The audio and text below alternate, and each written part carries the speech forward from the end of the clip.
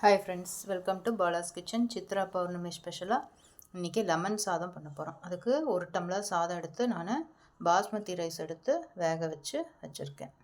ஒரு கிளாஸ்க்கு ஒரு 1.5லேருந்து 1.25 கிளாஸ் தண்ணி விட்டு வேக வச்சுக்கலாம். அப்போ தான் உதிராக வரும். கொஞ்சமாக நான் பச்சைப்பயிரும் வேக வச்சுருக்கேன். இந்த லெமன் ரைஸோட பச்சைப்பயிறு சேர்க்க போகிறேன்.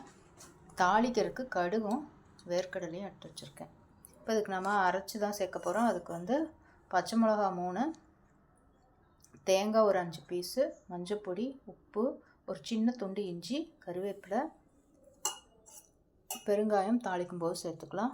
நான் இங்கே ஒரு லெமன் எடுத்து வச்சுருக்கேன். இதில் எவ்வளோ ஜூஸ் வருதுன்னு பார்த்துட்டு ஜூஸ் கம்மியாக இருந்தால் நீங்கள் இந்த ஒரு லெமனையும் நாம் சேர்த்துக்கலாம். இப்போ நாம் இதை அரைச்சிட்டு பார்க்கலாம். நான் வாண்டியில் ஒரு 2-3 ஸ்பூன் எண்ணெய் ஆயில் விட்டுருக்கேன். இதில் கடுகு சேர்த்துட்டு வேர்க்கடலை சேர்த்துக்கலாம். 1 by 1 சேர்த்துக்கலாம். அடுத்தது பெருங்காயப்பொடி, அரைச்ச விழுது, அப்புறமா அந்த வேக வச்ச முளைக்கட்டிய பச்சைப்பயிறு. இப்போ எண்ணெய் காஞ்சிருச்சு, தாளிச்சுக்கலாம்.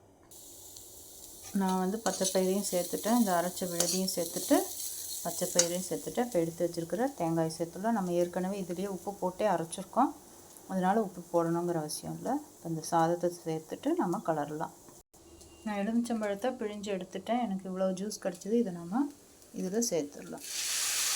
சேர்த்துட்டு ஒரு கிளறிட்டு அடுப்பு ஆஃப் பண்ணால் நம்மளோட ப்ரோட்டீன் ரிச்சான லெமன் சாதம் தயாராகிடுச்சு. ட்ரை பண்ணி பாருங்கள். Thank you friends. ஓம் சாய்ராம்.